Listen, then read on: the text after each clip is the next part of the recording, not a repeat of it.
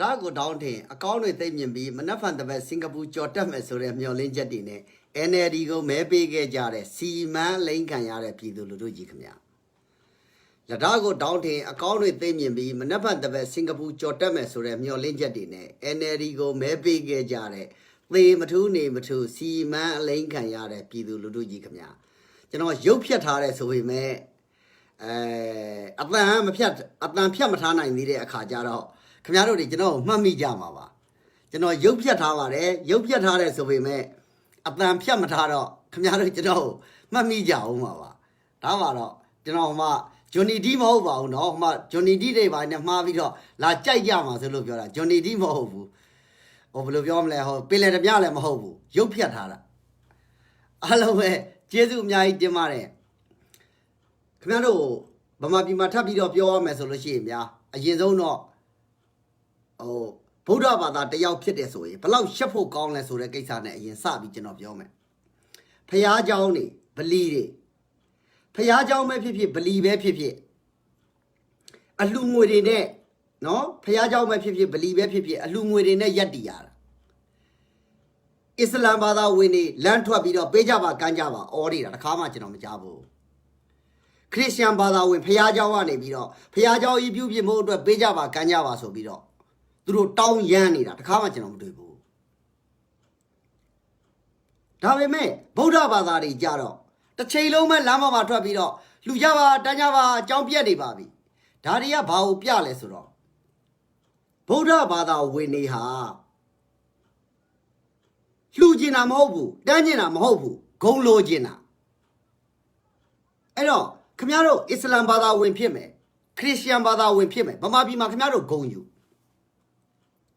ကျွန်တော်ထပ်ပြောဦးမယ်နော်ခင်ဗျားတို့အစ္စလာမ်ဘာသာဝင်ဖြစ်မယ်ခရစ်ယာန်ဘာသာဝင်ဖြစ်မယ်ခင်ဗျားတို့ဗမာပြည်မှာခင်ဗျားတို့အဲ့လိုလူတွေဟာဂုံယူကြဘာဖြစ်လို့လဲငါတို့ပလီအတွက်ငါတို့ကကိုယ်အသိစိတ်ဓာတ်နဲ့ကိုယ်လားလှူတာငါတို့ပလီအတွက်ငါတို့အသိစိတ်ဓာတ်နဲ့လားလှူတာခရစ်ယာန်ဖြစ်တဲ့ဆိုရင်လေခရစ်ယာန်တွေကဂုံယူကြဘာဖြစ်လို့လဲငါတို့ကကိုယ်အသိစိတ်ဓာတ်နဲ့ကိုယ်လားလှူတာစားပြီးနားမလဲနွားလို့ကောင်းနေကြမှာအလှလိုက်ခံနေရတယ်ဟေးအလှခံဖို့အတိပေးရတယ်အဲ့ဒါမျိုးဖြစ်တဲ့အခါကျတော့ဗုဒ္ဓဘာသာဝင်တွေအနေနဲ့ကတော်တော်ရှက်ဖို့ကောင်းတယ်ဗုဒ္ဓဘာသာဝင်တွေအနေနဲ့ကတော်တော်ရှက်ဖို့ကောင်းတယ်စဉ်းစားကြည့်နော်ကိုယ့်ဟာကိုယ်မသိဘူးငါတို့ဘုန်းကြီးเจ้าမှာဘာလုံးနေလဲမသိဘူးဘုန်းကြီးကလိုက်អော်ရတယ်လူကြပါတန်းကြပါဟိုကငါချက်ထည့်ပြီးသွားလို့ရှိရင်နှက်ပြရောက်ပါပြီမဟုတ်ကောက်ကတွေရှောက်អော်ပေါ့ဒါခင်ဗျားတို့အခုပြောတာကခင်ဗျားတို့ဟာဗမာပြည်မှာနေတဲ့ခရစ်ယာန်ဘာသာဝင်ဖြစ်မယ်အစ္စလာမ်ဘာသာဝင်ဖြစ်မယ်ခင်ဗျားတို့ဂုဏ်ယူကြငါတို့ကငါတို့ဘာသာကိုငါတို့ချစ်တယ်ငါတို့ကလူလိုသိတယ်ငါတို့ကပြောစရာမလိုဘူးထပ်ပြောဦးမယ်နော်ခင်ဗျားတို့ခရစ်ယာန်ဗုဒ္ဓဘာသာခရစ်ယာန်တို့အစ္စလာမ်ဘာသာဝင်တို့ဖြစ်တယ်ဆိုရင်ခင်ဗျားတို့ဂုဏ်ယူကြကိုအလိုလိုနေရင်ကိုဂုဏ်ယူကြ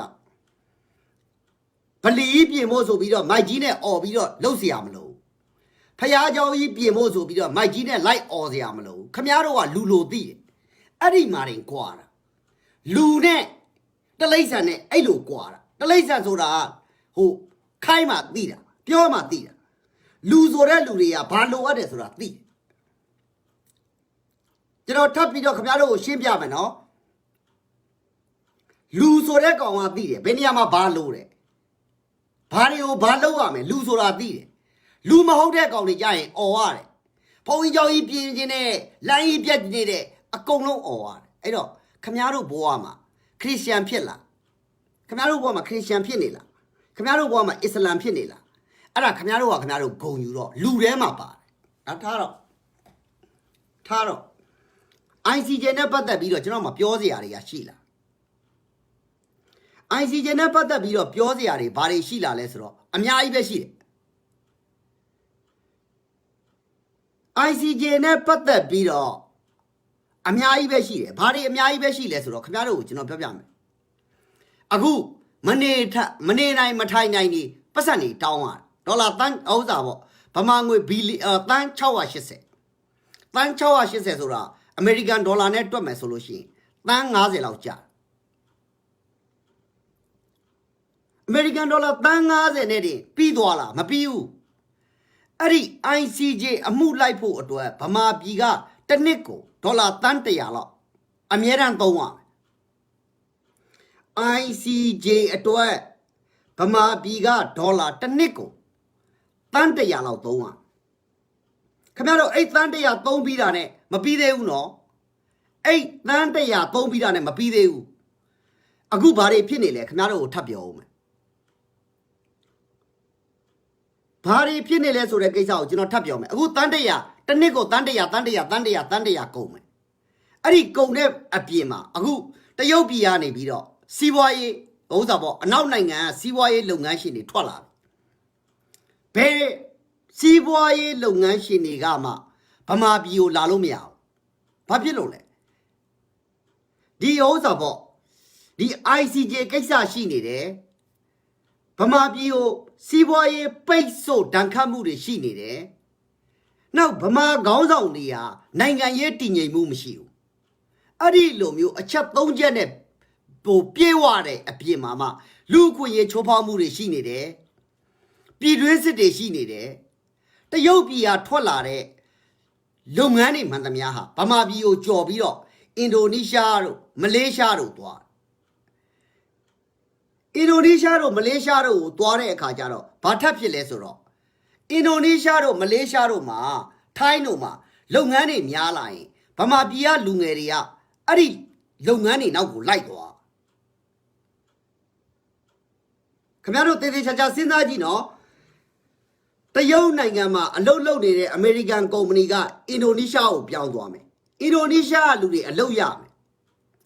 အဲ့ဒီအလုပ်ရတဲ့အပြင်မှာအလုပ်သမားတွေထပ်လိုအပ်တယ်ဆိုဗမာပြည်ကကောင်တွေကအဲ့ဒီမှာအလုပ်သွားလုပ်ရထိုင်းနိုင်ငံမှာလာပြီးတော့ယင်းနှိမ့်မြုပ်နှံမယ်ထိုင်းနိုင်ငံမှာဘယ်လိုပြောမလဲဆိုတော့အလုပ်သမားရှားရင်ဗမာပြည်ကလူငယ်တွေကထိုင်းနိုင်ငံအလုပ်သွားပြီးတော့ထပ်လုပ်ရမလေးရှားမှာအလုပ်သွားလုပ်ခင်ဗျားတို့သေးသေးချာချာစဉ်းစားဖို့ကဗမာပြည်မှာဒီစစ်တပ်တွေမဟုတ်ဘူးဒီရဲဘော်၃ကျိတ်သားသမီးတွေဗမာပြည်နိုင်ငံရေးထဲမှာရှိနေသည်၍ခင်ဗျားတို့ဗမာပြည်ကဘယ်တော့မှမကောင်းဘူးထပ်ပြီးတော့ပြောလိုက်အောင်မယ်နော်ဒီစစ်အာဏာရှင်စနစ်တွေမဟုတ်ဘူးရဲဘော်၃ကျိတ်ဝင်သားသမီးတွေရှိနေသည်၍အဲ့ဒီဗမာပြည်ကကောင်းအောင်မကောင်းခင်ဗျားတို့ထပ်ပြီးတော့ပြောအောင်မှာဒီစစ်အာဏာရှင်စနစ်တွေမဟုတ်ဘူးရဲဘော်၃ကျိတ်သားသမီးတွေရဲဘော်၃ကျိတ်ဝင်သားသမီးတွေဗမာပြည်နိုင်ငံရေးထဲမှာရှိနေသည်၍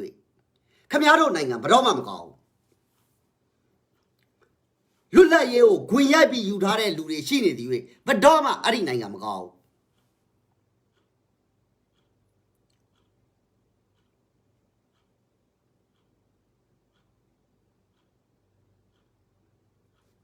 ကျွန်တော်ပရိသတ်ကိုကျွန်တော်အရန်လေးစားတယ်ကျွန်တော်ညီကိုမောင်နှမမိတ်ဆွေတွေလို့ပဲကျွန်တော်ကသဘောထားတာပရိသတ်လို့သဘောမထားဘူးကျွန်တော်ပြောမိတာဖွင့်လို့ပါကျွန်တော်မိတ်ဆွေညီအကိုတွေကျွန်တော်တို့ဆွေမျိုးသားချင်းတွေအဲ့ဒီကျွန်တော်တို့ဆွေမျိုးသားချင်းတွေသေသေးချာချာသူတို့ပြောချင်တဲ့စကားတွေကိုကျွန်တော်တို့ကပြောပေးနေရတာကျွန်တော်မိတ်ဆွေတွေကျွန်တော်ညီကိုမောင်နှမတွေကလာကြည့်နေတယ်ဆိုတာကြည့်ကျင်လို့ကြည့်တာမဟုတ်ဘူးငင်းချမ်းအောင်မင်းပြောတဲ့ဟာကငါတို့ပြောချင်တဲ့စကားတွေမင်းပြောနေတာတွေဟာငါတို့ပြောချင်တဲ့စကားတွေမင်းပြောနေတဲ့စကားထဲမှာလိုအပ်ချက်တွေကိုငါတို့ကထပ်ဖြည့်ပေးမယ်ဆိုပြီးကျွန်တော်ဒီ live ကစကားပြောနေတာငင်းချမ်းအောင်ပြောနေတာမဟုတ်ဘူးဗမာပြည်တဲကပြည်သူတွေပြောနေတာငင်းချမ်းအောင်စကားပြောနေတာမဟုတ်ဘူးဗမာပြည်တဲကဒုက္ခရောက်နေတဲ့ပြည်သူတွေပြောနေတဲ့စကားခမည်းတော်ဗမာပြည်မှာအဲ့ရဲဘော်၃ကျိတ်တတ်မတော်ကိုတီထောင်တယ်ဆိုတဲ့တတ်မတော်သားတကောင်ရဲ့သားသမီးတွေမိဘတွေကဗမာပြည်နိုင်ငံရေးထဲမှာပါနေခမည်းတော်ဗမာပြည်ဘာမှမကောင်းဘူးကျွန်တော်တို့ရခိုင်ပြည်နယ်မှာဘာတွေဖြစ်နေလဲ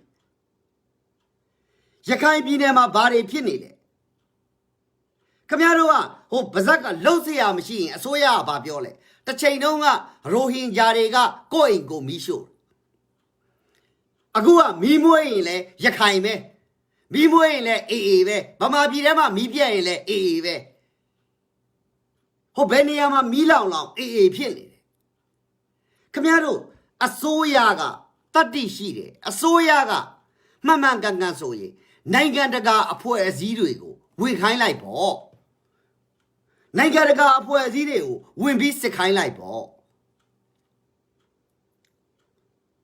ခင်ဗျားတို့အစိုးရကပြည်ဟုတ်တရားဥပဒေအထက်မှာရှိနေတာရန်ကုန်တိုင်းအစိုးရလှုပ်ချင်တာလှုပ်တယ်ပြည်သူတွေကဘာမှပြောလို့မရဘူး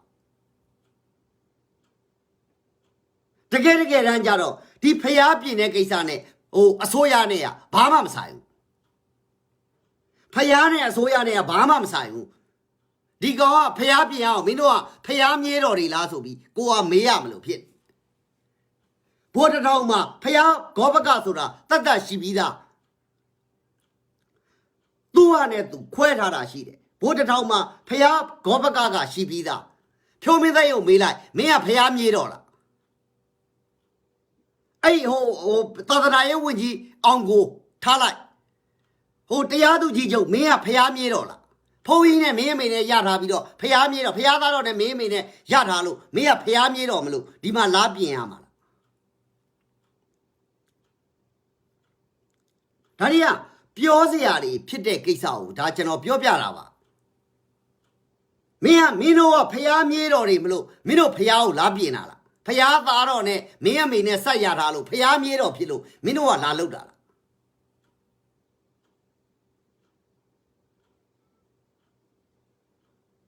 ဖျားအလုပ်ကိုလုပ်ဖို့အတွက်ဂောဘကဆိုတာဖွဲ့ထားပေးပြီးသားဖျားအလုပ်ကိုလုပ်ဖို့အတွက်ဂောဘကဆိုတာဖွဲ့ထားပေးပြီးသားမင်းတို့တကောင်းမှဖျားမြေးတော်ဆိုရင်လည်းဖျားမြေးတော်ဆိုပြီးတခါတည်းပြောကျွန်တော်တို့ကဖျားမြေးတော်တွေပါကွာအဲ့လိုမျိုးပြော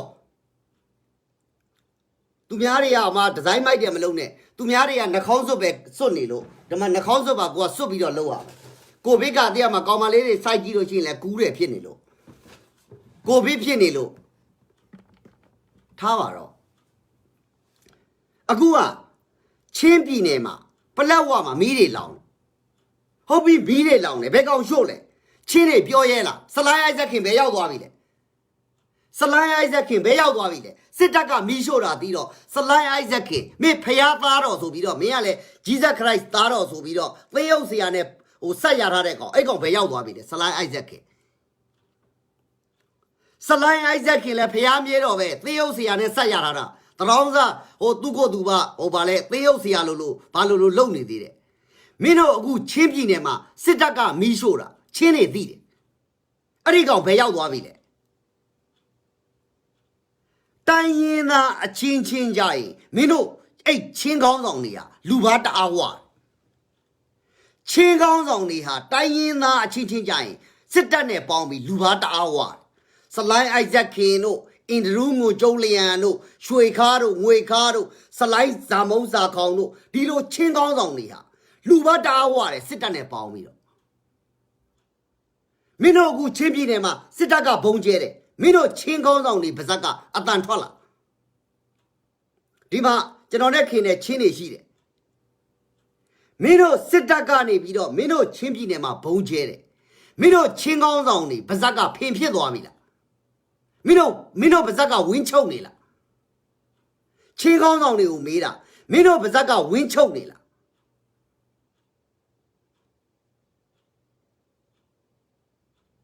ချင်းကောင်းဆောင်တွေကိုမေးတာအခုပလက်ဝနားမှာရှိတဲ့ရွာတွေအဲ့ဒီရွာတွေမီးရှို့ခံရတဲ့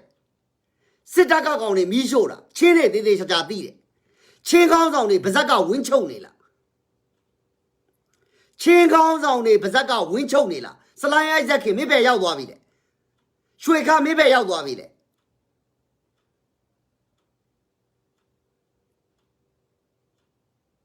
ဒါရီယာပြောစရာဖြစ်လာလို့ပြောတာ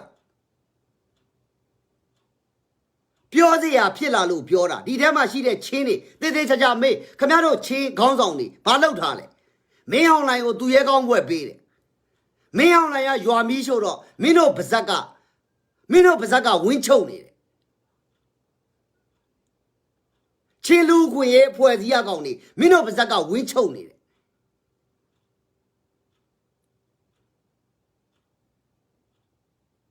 ပါဇက်ကဝင်းချုပ်တယ်ဆိုတာကျွန်တော်ပြောတဲ့စကားလုံးခင်ဗျားတို့တေးသေးချာချာရေးမှတ်တာဟဲ့အောင်မင်းပါဇက်ကဝင်းချုပ်နေလားပေါ့ခင်ဗျားတို့အဲ့လိုမေးလို့ရတယ်ပါဇက်ကဝင်းချုပ်နေလားအဲ့လိုမေးဒီကောင်တွေကပါဇက်နဲ့ဖင်းနဲ့မှားနေတာ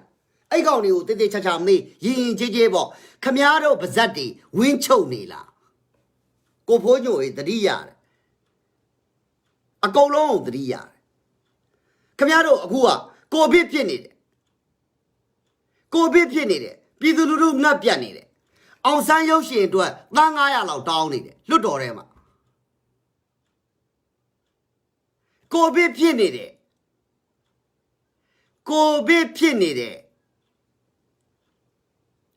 အောင်ဆန်းရုပ်ရှင်အတွက်သန်း900လောက်လွတ်တော်မှာတောင်းနေတယ်တထောင်စားညီဘောတွေဘာပြောလဲအစိုးရမှာပတ်စံမရှိဘူးတထောင်စားညီဘောတွေဘာပြောလဲအစိုးရမှာပတ်စံမရှိဘူးအစိုးရမှာပတ်စံမရှိဘူးဆိုပေမဲ့အောင်ဆန်းရုပ်ရှင်အတွက်ကြတော့စီဘိုးမရရအောင်တောင်းနေတယ်အောင်ဆန်းရုပ်ရှင်ကအရေးကြီးလား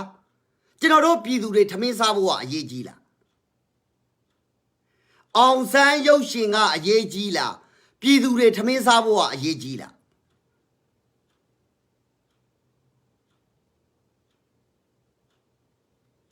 ဗမာပြည်မှာကဟိုဗဇက်တွေဝင်းချုပ်နေတယ်ဗမာပြည်မှာကလူကြီးဆိုတဲ့ကောင်တွေကဗဇက်တွေဝင်းချုပ်နေတယ်ဒါကျေးဇူးတစ်ခုတင်ရမယ်စစ်တပ်ကကောင်နေနဲ့ NLD နဲ့ကြိုက်လို့ပြည်သူတွေကသိရတယ်စစ်တပ်ကနော်တခိုးချင်းမှာပွင့်မလင်းလင်းပြောရရင်ဗျာတခိုးချင်းရန်ဖြစ်လို့တခိုးကလည်းတန်း1000လောက်ကောက်တင်ထားတယ်7 ဘီလီယံလောက်ကောက်တင်ထားတယ်တခိုးကလည်းစီဖို့ NLD တခိုးကလည်းအောင်ဆန်းရုပ်ရှင်အတွက်စီဖို့ဆိုပြီးတန်း900လောက်ကောက်တင်ထားတယ်တခိုးတွေချင်းချင်းရန်ဖြစ်တော့ဘာဖြစ်လဲပြည်သူကသိရတယ်တခိုးဝေမတဲတော့မှဟာဟိုကနေပြီးတော့နေရဒီကနေခိုးလာတယ်ငါဒီကနေခိုးလာတယ်ဒါကြောင့်မလို့ပြောတာရဲဘော်3ချိန်မိသားစုဝင်နေရောဒီစစ်ခေါင်းဆောင်တွေရောစစ်ထဲဝင်မှုတဲ့ကောင်ရောခြေထောက်ပြက်တဲ့ကောင်ရောဗမာပြည်ထဲမှာမပါမှထပ်ပြောဦးမယ်နော်စစ်အာဏာရှင်စနစ်တွေမဟုတ်ဘူးအဲ့ဒီစစ်အာဏာရှင်စနစ်အဲ့ဟိုရဲဘော်3ချိန်တွေရောခြေပြက်တွေရောဘာတွေရောခြေပြက်တွေကလည်းပြောလို့ပြောတာမဟုတ်ဘူးမင်းတို့စစ်ထဲဝင်ပြက်မယ်ဆိုတာသိတယ်အမေနိုင်ငံတော်ကိုကာကွယ်လို့ခြေထောက်ကလေးပြက်ပြီးတော့ဟိုပုံရောင်းစားဒီပုံရောင်းစားတကောင်းမှမသနာနဲ့ဘယ်ကောင်းမှအဒီကောင်တွေကိုဝင်ခိုင်းတာမဟုတ်ဘူးဘာမှခြေထောက်ပြက်လဲသနာစရာကိုအကြောင်းမရှိဘူးဘယ်ကောင်မှအတင်းအကျပ်ရိုက်နှက်ပြီးဝင်ခိုင်းတာတကောင်းမှမရှိဘူးမင်းတို့တွေစစ်ထဲဝင်တော့လေသူများအိမ်မှာကြက်ခိုးငတ်ခိုးကြော့ပါရဲ့ငပီခိုးတဲ့ကောင်တွေသနာစရာအကြောင်းမရှိဘူးငိမ့်ချမ်းအောင်လာမပြောနဲ့ထပ်ပြောဦးမယ်နော်မင်းတို့ပြက်နေလားနောက်တစ်ချောင်းမှထပ်ဖြတ်ပြီးတော့သေလိုက်ဘာမှသနာစရာအကြောင်းမရှိဘူးမဲဟိုမျက်လုံးကန်းတာတို့ဟိုဟာခြေထောက်ပြက်တာတို့အဲ့လိုဖြစ်ပြီးတော့မလုပ်သေးလေသီလားဒုက္ခတဲ့ရှောက်ဟိုနိုင်ငံရောက်ဒီနိုင်ငံရောက်စစ်တပ်မကောင်းကြောင်းပြောနေအဲ့ဒီကောင်မျိုးကပူကြောက်ဘာမှမင်းတို့စစ်ထဲဝင်သွားတာဗမာပြည်ထဲမှာလူဦးရေတန်း90ကျော်ရှိတယ်မင်းတို့စစ်ထဲဝင်တာ9သိန်းလောက်ပဲရှိတယ်အဲ့ဒီ9သိန်းလောက်ဆိုတာဖိုးဖိလင်းလင်းပြောရင်100ခိုင်နှုန်းလောက်ပဲရှိတယ်မင်းတို့တွေသွားဝင်တာဆိုတာအချောင်သမားဖြစ်နေလို့ကြော့ပါဘာမှသုံးစားမရလို့စစ်ထဲဝင်တာဘာမှသနာစရာအကြောင်းမရှိဘူးမင်းတို့ပြက်လာပြက်နေပြက်တဲ့တိုင်းနေခိုင်းလိုက်ဘာမှထမင်းမှသွားမကြွေးနဲ့အဲ့ကောင်ဆေးဖို့ပါထပ်တောင်းလိုက်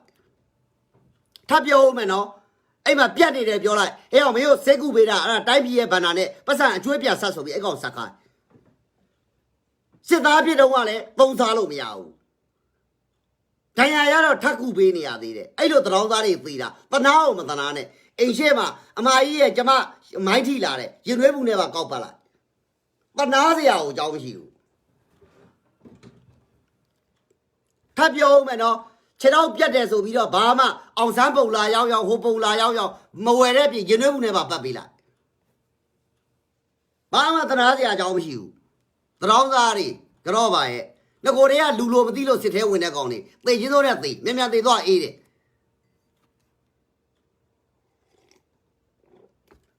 ထပ်ပြောဦးမယ်နော်ဗမာပြည်မှာလူဦးရေတန်း90ကျော်ရှိတယ်ဘယ်ကောင်မှစစ်ထဲရိုက်ဝင်ခိုင်းတာမရှိဘူး မင်းတို့သွားဝင်နေမလားသေချင်းစိုးနဲ့သေအဲ့မှာခြေတော့ပြက်တယ်ဆေးဘိုးပါထပ်တောင်အဲ့ကောင်နေရှိရတိုင်းပြည်ကကုပေးထားရတာဘာမှဒီကောင်နေပတ်စံနဲ့ကုတာတခုမှမရှိဘူးအစိုးရပတ်စံနဲ့ကုနေတာခြေတော့ပြက်ရင်လည်းရော်ချေးပေးရသေးတယ်အကုန်ပြန်တောင်းအဲ့ဒီကောင်နေတရောင်းစားတွေတော့မင်းတို့စစ်သားတနာစရာအကြောင်းမရှိဘူးဒီကြားထဲမှာဟိုစစ်သားသေသွားလို့ရှိရင်ဓာတ်ပုံလေးနဲ့တင်ကောက်တင်လာသေးတယ်မင်းတို့မသိဘူးလား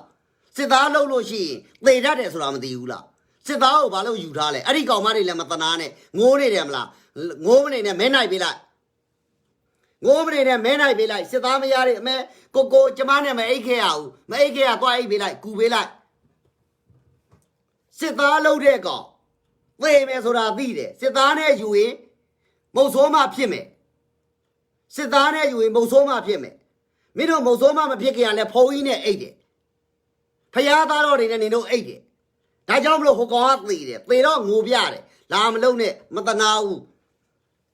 ကောင်းရောင်းကောင်းဝဲလှုပ်စားတဲ့ကောင်တွေနဲ့ယူစမ်းမှာကောင်းရောင်းကောင်းဝဲလှုပ်စားတဲ့ကောင်တွေနဲ့ယူလို့ရတယ်ဗမာပြည်မှာကောင်းရောင်းကောင်းဝဲလှုပ်စားနေတဲ့ကောင်တွေအများကြီးပဲစစ်သားယူပြီးတော့မျက်ရည်ကန်လာမထိုးနဲ့ပါးကြီးပဲရိုက်မယ်ကြိုပြောထားတယ်ငါနှမတွေငါအတော်တွေပါပါတယ်စစ်သားနဲ့ယူပြီးတော့သိရမလားကျမမုတ်ဆိုးမဖြစ်ပါပြီလားမအောင်နဲ့ပါးကြီးပဲရိုက်မယ်အဲ့ဒီလိုမျိုးခမားတို့လူဘဝထဲမှာစစ်တပ်ကိုခမားတို့အဲ့လိုမုန်းတာထပ်ပြောဦးမယ်နော်စစ်တပ်ကိုအဲ့လိုမုန်းတာစစ်သားအတိုင်းဝိုင်းကိုအဲ့လိုမုန်းတာငါတို့နိုင်ငံကိုဖျက်ဆီးတာစစ်တပ်ကကောင်တွေဖျက်ဆီးနေတယ်ရဲဘော်သုံးကျိတ်သားသမီးတွေဖျက်ဆီးနေတယ်အဲ့ဒီလိုမျိုးကိုပတ်ဆက်မုန်းတာထပ်ပြောဦးမယ်နော်စစ်သားမရမုတ်ဆိုးမဖြစ်သွားတယ်လိုက်ကန်ကနေထုတ်တယ်လာမအောင်တဲ့ပါးကြီးပဲလှိမ့်ရိုက်ပလိုက်ညင်တို့မသိဘူးလားအဲ့ဒါမျိုးမေးပြီးပါးကြီးပဲခုတစ်ချက်လောက်လှိမ့်ရိုက်ဘာမှတနာစရာအကြောင်းမရှိဘူးမင်းတို့စစ်သားတွေသေတော့မှလားငိုပြမနေနဲ့မင်းတို့တွေသူများကိုတတ်တယ်သူများကိုပါးကိုရိုက်တယ်သူများကိုထိုးတယ်မသိငါဖမ်းတယ်အဲ့ဒီအချိန်တုန်းကအဲ့စစ်သားမယားတွေစစ်သားအဲ့ခြေထောက်ပြက်တယ်ဘာတခွန်းပြောလဲကျွန်တော်တစ်ချက်လောက်ပြောပြစမ်းပါအခုရခိုင်ကျွန်တော်တို့ရခိုင်ပြည်နယ်ကအပြစ်မဲ့တဲ့လူငယ်တွေကိုဖမ်းသွားတယ်စစ်သားမယားတွေဘာထွက်ပြောလဲ Facebook မှာရေးလာကိုရဲ့မဖမ်းပါနဲ့တော့တခွန်းထွက်ပြောလာအမေသူလင့်သေးလဲသေးရောမုတ်ဆိုးမဖြစ်ပါပြီကျမကိုဘယ်သူလာလုံမလဲနင်းကိုဖျားသားတော့လာလုံလိုက်မယ်အဲ့မှာစောင့်နေလာငိုမပြနဲ့ပါးရွက်လိမ့်ရိုက်ပလိုက်အဲ့ဒါမျိုးခမားတို့ဘဝမှာသေချာချာစဉ်းစားဖို့လိုတယ်အဲ့ဒီလိုမျိုးခမားတို့ဘဝမှာစဉ်းစားဖို့လိုတယ်စစ်သားသားသမီးဟဲ့အောင်တခိုးသားသမီးခေါ်ပြီးတော့အပေါင်းအသင်းကိုမလုပ်အောင်အဲ့ဒါကနိုင်ငံတကာမှာကျင့်သုံးတဲ့စံချိန်စံနှုန်းတွေနိုင်ငံတကာမှာကျင့်သုံးတဲ့စံချိန်စံနှုန်းဆိုတာအဲ့ဒါကိုပြောတာမင်းကစစ်သားမင်းအဖေကစစ်ဖို့တရောင်းသားသခိုးတိုင်းပြည်ဖြတ်စည်းတဲ့ကောင်တရောင်းသားငါနာမလာနဲ့ဝဲကူးမယ်အဲ့ဒီလိုမျိုးပြည်သူလူထုရဲ့ရင်ပတ်ထဲမှာထားသဘောပေါက်ပြီလားအဲ့လိုမျိုးပြည်သူလူထုရဲ့ရင်ပတ်ထဲမှာဟဲ့အောင်မင်းအဖေကစစ်ဖို့တရောင်းသားတိုင်းရင်းသားတွေကိုတတ်တဲ့ကောင်မတိန်ချင်းတဲ့တက်ကကောင်မင်းအဖေလိုပဲမင်းလဲလာမှာပဲအဲ့ဒီလိုမျိုးပြောရအဲ့ဒီလိုမျိုးခမားတို့စစ်တပ်ကိုသေးချာမုန်းရတယ်အဲ့ဒီရဲဘော်သုံးကျိတ်သားသမီးတွေကိုအဲ့လိုမုန်းရတယ်မင်းတို့တရောင်းသား30နော်စစ်တပ်ကိုလှုပ်ထားခဲ့လို့ဂျပန်နဲ့ပေါင်းလို့ငါတို့နိုင်ငံကြီးဒီလိုဖြစ်တာအဲ့ဒီလိုမျိုးခေါင်းထဲမှာထားဘာမှလွတ်လပ်ရေးတွေပါရှောက်အားမနေနဲ့ဟဲ့အောင်ဗမာပြည်မှာလွတ်လပ်ရေးဖခင်ကြီးလို့ပြောရင်စောပါဦးကြီးနော်ဆရာတော်ဦးဥတ္တမတိုင်းရင်းသားတွေဘာဖြစ်လို့လွတ်လပ်ရေးဖခင်ကစောဘဦးကြီးလို့ပြောလဲစောဘဦးကြီးကအရင်ဆုံးလွတ်လပ်ရေးသွားတောင်းတာစောဘဦးကြီးတောင်းတော့မှဗမာတွေသိလာတာအောင်ဆန်းအဲ့တော့မှဟာစောဘဦးကြီးတောင်းသွားတောင်းပြီငါလဲလိုက်တောင်းရမယ်အဲ့ဒီအတွေးခေါ်မင်းတို့ရှိမှာဘာမှလာပြီးတော့ရှိတာမဟုတ်မင်းတို့အတုမြင်အတတ်တင်ဆိုပြီးတော့အတုတွေကြီးပဲလိုက်တင်နေတာရုပ်ဖြတ်ထားတာအတန်မှတ်မိကြရဲ့လားရုပ်ဖြတ်ထားတာအတန်မှတ်မိကြရဲ့လားကျွန်တော်တို့ကတော့ရှင်းလင်းပဲဒီစစ်အာဏာရှင်စနစ်ရှိနေသည်၍ဗမာပြည်ကဘာမှမကောင်းဘူးဒီရဲဘော်သုံးကျိတ်သားသမီးတွေဗမာပြည်နိုင်ငံရဲထဲမှာရှိနေသည်၍ဘာမှမကောင်းဘူး ရဲဘော်3ချိန်မျိုးဆက်တွေဗမာပြည်မှာရှိနေသည်၍ဘာမှမကောင်းဘူးအဲ့ဒီဟာကိုပြည်သူလူထုကသေသေးချာချာသိဖို့လိုတယ်ခြေထောက်ပြတ်ပြီးတော့သတင်းစာလာပြောင်းနဲ့နှဖုံရိုက်ပလိုက်စောက်ခွက်ဖြတ်ရိုက်ပလိုက်ရှင်းရှင်းလေးထပ်ပြောဦးမယ်နော်ခြေထောက်ပြတ်လို့သတင်းစာလာပြောင်းနဲ့စောက်ခွက်ဖြတ်ရိုက်လိုက်ဘိုးကြီးတွေခိုင်းလို့ကျွန်တော်လုပ်တာပါအဲ့ဒါအပလာသူတို့ကိုယ်တိုင်လှုပ်ချင်းနေတာ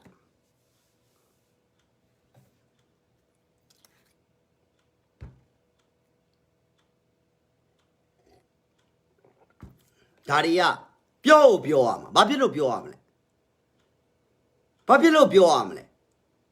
ရခိုင်တိုင်းရင်းသားတွေဘာဖြစ်လို့စစ်ထဲမဝင်လဲဘာဖြစ်လို့အေးတက်ထဲဝင်လဲလူနဲ့ခွဲနေအဲ့မှာကွဲသွားပြီသဘောပေါက်ပြီလားလူနဲ့ခွဲနေအဲ့မှာကွဲသွားပြီလူနဲ့ခွဲနေဘာကွဲသွားလဲခင်ဗျားတို့ဟိုဘယ်လိုပြောမလဲလူငယ်တွေရှိတယ်ထိုင်းနိုင်ငံမှာဘာဖြစ်လို့အလုပ်သွားလုပ်မလဲစစ်တပ်ထဲပဲဝင်မှာပေါ့စစ်တပ်ထဲကိုမဝင်ဘူးလူလိုသိတဲ့ကောင်ကထိုင်းနိုင်ငံမှာဒုက္ခရောက်ရင်ရောက်ပါစေအလုပ်သွားလုပ်တယ်လူနဲ့ခွဲနေဘယ်လိုကွဲသွားလဲလေလှုပ်စားတယ်အမိုက်ကောက်စားတယ်ကော်ဖီဆိုင်မှာသပွဲထိုးစားတယ်အိမ်ဖော်လှုပ်စားတယ်လူနဲ့ခွဲနေအိမ်မှာကွဲသွားတာအချောင်သမားတွေကစစ်တပ်ထဲဝင်တယ်ဒါပဲအချောင်သမားတွေကစစ်တပ်ထဲဝင်တယ်ခင်ဗျဆဲနေတဲ့ကောင်တွေအဲ့ကောင်တွေစစ်သားတကောင်မှမပါဘူးသူ့အဖေတွေကစစ်သားတွေဖြစ်နေတာသူ့အမေကဖျားသားတော်နဲ့ညားနေတာအဲ့ဒီလိုမွေးတဲ့ကောင်တွေလာဆဲနေတာအဲ့ဒီကောင်တွေစစ်တဲ့မဝင်ဘူး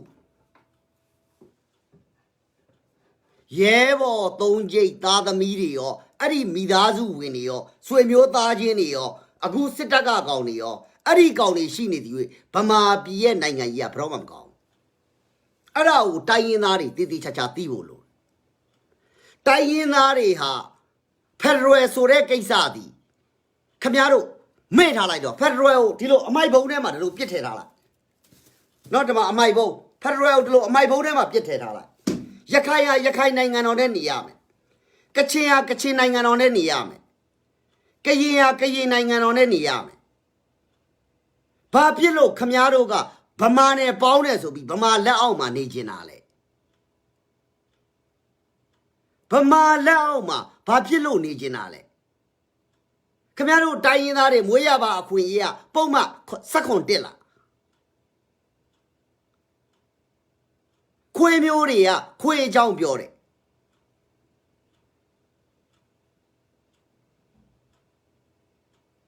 ခင်ဗျားတို့ညီဘောတွေနဲ့ပေါင်းတယ်ဘာဖြစ်လာလဲဘာမှဖြစ်လာဘူးနိုင်ငံတကာမှာအဝတ်မတ်တွေပေါ့ဥပမာကိုပြောတာမျက်နှာဖုံးတွေကအဝတ်နဲ့ချုပ်ရတယ်ဆိုနိုင်ငံတကာအဖွဲ့အစည်းတွေအကုန်လုံးအဝတ်တွေနဲ့ပဲချုပ်တာပေါ့ဗမာပြည်တော့ခင်ဗျားကိုပတ်စံကိုဘယ်အစိုးရမှာဗမာပြည်ကအစိုးရလို့သုံးကျင်တယ်လို့သုံးလို့ရတာမဟုတ်ဘူးကြိုက်တဲ့အစိုးရကိုမေးကြည့်အစိုးရတိုင်းကပတ်စံကိုသေသေးချာချာသုံးရတယ်သူတို့ပတ်စံမဟုတ်ဘူးပြည်သူလူထုပတ်စံဖြစ်နေလို့ဗမာပြည်မှာပဲအစိုးရကသုံးကျင်တယ်လို့လိုက်သုံးနေတာတကယ်လို့အဝတ်နဲ့ချုပ်ထားတဲ့မျက်နှာဖုံးကအဝတ်နဲ့ချုပ်ထားတဲ့မျက်နှာဖုံးကထိရောက်ရင်အစိုးရတိုင်းကအဝတ်ချုပ်တဲ့မျက်နှာဖုံးပဲသုံးမှာပေါ့ဘာဖြစ်လို့တစ်ခါသုံးမျက်နှာဖုံးနေဝဲနေအောင်မလဲခမားတို့မှာယူတိုင်းသူများယူတိုင်းပြည်သူတွေကလိုက်ယူရတယ်လို့ဖြစ်နေခမားတို့ဘဝမှာအယူတွေအုပ်ချုပ်ထားတော့ကိုကလိုက်မယူရင်အဲ့ဒါပြဿနာရှိတယ်အယူတွေဝိုင်းရိုက်မှာကြောက်ရတယ်ပြည်သူလူထုဘဝကအယူဝိုင်းရိုက်မှာကြောက်နေရတဲ့ဘဝအဲ့တော့ထားပါတော့ဗျာကျွန်တော်လည်းအခုကနည်းနည်းရက်မှရတော့အချိန်ကလွန်သွားပြီခြေထောက်ပြတ်တယ်ဆိုပြီးအိမ်ရှိမှလာဟိုဝိုင်းအောင်လာမလုပ်နဲ့နှဖုံသာကောက်ရိုက်ထလိုက်အဲ့လိုမျိုးပြောဖို့လိုတယ်ဘာမှကိုစစ်သားဆိုတဲ့ကောင်ငါတို့ကအမြင်မှန်ရပါပြီအဲ့ဒါအပလာကြော့ပါရဲ့အမြင်မှန်ရပါပြီကျွန်တော်တို့အမြင်မှန်ရပါပြီအဲ့ဒါအပလာစိတ်ထဲမှာဘိုးကြီးဆိုရွှီခရလန်ကြတာနဲ့အလေးပြုနေတဲ့ကောင်တွေကြီးပဲဘာမှသွားပြီးသနာနေစရာအကြောင်းမရှိဘူးထပ်ပြောဦးမယ်နော်လူတွေကရှောက်ပြောနေတာစစ်တပ်ကထွက်တယ်ပါညာသားတကရှောက်ပြောနေတာခင်ဗျခရလန်ကြတာနဲ့အလေးရပြုတ်ပြီးသွားပြီဟဲ့အောင်ဆိုတာနဲ့ဟုတ်ကဲ့ပါဘိုးကြီးអော်ပြီးသွားပြီဘာမှမဟုတ်ဘူးရှောက်ပြောနေတာဘာမှသနာစရာအကြောင်းမရှိဘူးသတင်းစာရောင်းနေအဲ့မှာသတင်းစာတွေမဟုတ်ဘူးတည်းမှာချီကုန်းစက်ကူပါရောင်းခိုင်းလိုက်ဘာမှသွားပြီးသနာနေကြမလို့ဝယ်စရာမလိုဒါထားတော့နော် အလုံးမရှိလို့ဘယ်ကောင်မှစစ်တပ်ထဲသွားမဝင်ထားဘူးဒီကောင်တွေအလုံးမရှိကပြီးစစ်တပ်ထဲသွားဝင်တယ်ဆိုတွေကအချောင်သမားဖြစ်နေတာထားတော့အဲ့ဒါတွေအဲ့တော့ခမရတို့ပြောပြမယ်ခမရတို့ဗမာပြည်မှာခမရတို့ဗမာပြည်လို့ကျွန်တော်ပြောပါမယ်ဒီ ICJ အမှုရှိနေတယ်ပြည်တွင်းစစ်ဖြစ်နေတယ်လူကွေရဲ့ချိုးဖောက်မှုတွေရှိနေတယ်หนีဘောတွေရှိနေတယ်နော်ကျွန်တော်ထပ်ပြောဦးမယ်ရိုဟင်ဂျာအရေးတွေပြဿနာတက်နေတယ်လူခွင့်ရေးတွေချိုးဖောက်နေတယ်ပြည်တွင်းစစ်ဖြစ်နေတယ်ရခိုင်တွေကခွဲထွက်ခြင်းတယ်ကချင်တွေကအထူတူမနေကြဘူးရှမ်းတွေကငါနေခြင်းတယ်အုတ်ချုပ်ခြင်းတယ်အဲ့ဒီလိုဖြစ်နေတဲ့နိုင်ငံမှာဘယ်ရင်းနှီးမြုံနှံမှုကော်မရှင်တွေဘယ်ရင်းနှီးမြုံနှံမဲ့နိုင်ငံတွေကမှဝင်းမလာဘူးအဲ့ဒီလိုမျိုးဝင်းမလာတဲ့အတွက်ခမရတို့ဗမာပြည်ကလူငယ်တွေကတခြားနိုင်ငံတွေမှာအလုတ်သွားလုပ်ဖို့အတွက်အခုတွေကပြင်ထားထပ်ပြောမယ်နော်ခမရတို့ဗမာပြည်ကိုယင်းနှီးမြုံနှံမှုတခုမှဝင်မလာဘူးစိတ်ချသူများနိုင်ငံမှာအလုတ်ဘလို့သွားလုပ်မလဲသူများတနာအောင်နေနော်သူများတနာအောင်နေမလေးရှားကိုသွားမယ်မလေးရှားတွေတနာအောင်နေနော်ဟိုအစ္စလာမ်ဗမာပြည်ကမွတ်စလင်ကိုနိုင်တယ်ဆိုပြီးတော့ဗမာပြည်ကမွတ်စလင်တွေကိုဝိုင်းရိုက်ဖို့မလုပ်နဲ့သူများတနာအောင်နေအမေရိကကိုလာကျင်လားသူများတနာအောင်နေအဲ့ဒီလိုမတနာအောင်မနေလို့ရှိရင်ဘဝပြတ်သွားဖို့ရှိတယ်အေးကြီးရေအာဘွားပဲအကုန်လုံးကိုချစ်တာအကုန်လုံးကိုချစ်တာဒါအခုဗမာပြည်ထဲမှာရှိနေတဲ့တကက်ပြည်သူတွေပြောခြင်းတဲ့စကားကိုကျွန်တော်ကပြောပေးတာကျွန်တော်ပြောတဲ့စကားတခွန်းမှမပါဘူးဖမ်းခြင်းအဲ့မှာတန်း90သုံးလို့တန်း90ပြည်သူအားလုံးကိုသွားဖမ်းထပ်ပြောဦးမယ်နော်အခုကျွန်တော်ပြောတဲ့စကားတွေကပြည်သူတွေပြောခိုင်းတဲ့စကားအခုကျွန်တော်ပြောနေတဲ့စကားတွေကပြည်သူတွေပြောခိုင်းတဲ့စကားဂျမ်းဘုံတို့ပြောခိုင်းတဲ့စကားမောင်စော်တို့ပြောခိုင်းတဲ့စကားလီယန်ပီနူတို့ပြောခိုင်းတဲ့စကားလိုအပ်လို့ရှိရင်ကျွန်တော်ဥစ္စာအားနေချက်ဖမ်းရင်သူတို့ကိုသွားဖမ်းဒါပါတော့တရားခံရှာပေးတာတရားခံရှာပေးတာအားလုံးပဲကျေးဇူးအများကြီးတင်ပါတယ်အားလုံးပဲကျေးဇူးအများကြီးတင်ပါတယ်ခင်ဗျားတို့ကျွန်တော်တို့ထပ်ပြီးတော့တွေ့ကြသေးတာပေါ့ဒါအခုပြောခိုင်းတာစမ်းချီတို့အဲ့လိုပြောခိုင်းတာကိုကိုဦးတို့ပြောခိုင်းတာအာဘွားကိုကိုဦးရဲ့ငယ်လေးတို့ပြောခိုင်းတာကျွန်တော်ပြောတဲ့စကားမဟုတ်ဘူးကျွန်တော်ကနော်ကျွန်တော်ကဘယ်လိုပြောမလဲဆိုတော့သူတို့ကိုစားကျွန်တော်ပြောပေးတာဖမ်းရင်တော့သူတို့ကိုသွားဖမ်းတန်90ကိုသွားဖမ်းကျွန်တော်တော့အထာလေးနဲ့လွတ်ပေးတာပေါ့အစလာပါကျွန်တော် Facebook အကောင့်လည်းမပိတ်ပါဘူးအိမ်လိပ်စာလည်းမပြောင်းပါဘူးနော်အကုန်လုံးကပုံမှန်ပါပဲဒါဥစ္စာပေါ့ဘယ်လိုပြောမလဲကိုရိုနာဖြစ်တော့သူများတွေကနှာခေါင်းစီးတယ်ကျွန်တော်ကအခုကမျက်လုံးကိုစီးထားတာပါဖရေဇာဝင်းခဏနေပါမန်းဆောင်မအားလုံးတာလီစောပါကျွန်တော်တို့ရခိုင်လိုပြောရင်တော့တာလီစောပါရှမ်းလိုပြောရင်တော့မိုင်ဆောင်ခပါနော်အကုန်လုံးအားလုံးချစ်ပါတယ်ဗမာလိုပြောရင်မင်္ဂလာပါဟိုကချင်လိုဆိုလို့ရှိရင်တော့ကျေးဇူးကပါဆိုင်ရောပေါ့ဂရိုင်းစောရရောပေါ့ဂရိုင်းစောရရောနှမျိုးပြောပါမယ်ဟိုရှမ်းပြည်ဘက်ကကချင်နေရပြောတယ်ဂရိုင်းစောရရောသူတို့ကအတန်လေးတွေချိုလေးတွေနဲ့တည်းကမှပြောတယ်ငါတို့မြစ်ကြီးနားတန်နဲ့ပြောမယ်ဂရိုင်းစောရရောအဲ့ဒါဆိုပူချစ်တာမြစ်ကြီးနားတန်တွေကဂရိုင်းစောရရောအဲ့လိုអော်ရတယ်အားလုံးပဲကျေးဇူးအများကြီးတင်ပါတယ်ခင်ဗျားတို့ကျွန်တော်တို့ထပ်ပြီးတော့တွေ့ကြသေးတာပေါ့သူရရဲ့အာဘွားအားလုံးပဲတွေ့ကြသေးတာပေါ့စစ်သားတွေခြေထောက်ပြတ်လို့ဟိုဟာလာရောက်ဒီဟာလာရောက်ဆိုတခိုးလို့သာလှန့်អော်ပြီးတော့အရက်ကိုအပ်ပေးလိုက်ဝိုင်းရိုက်ပေးလိုက်ကျေးဇူးအများကြီးတင်ပါတယ်ထပ်ပြီးတော့တွေ့ကြသေးတာပေါ့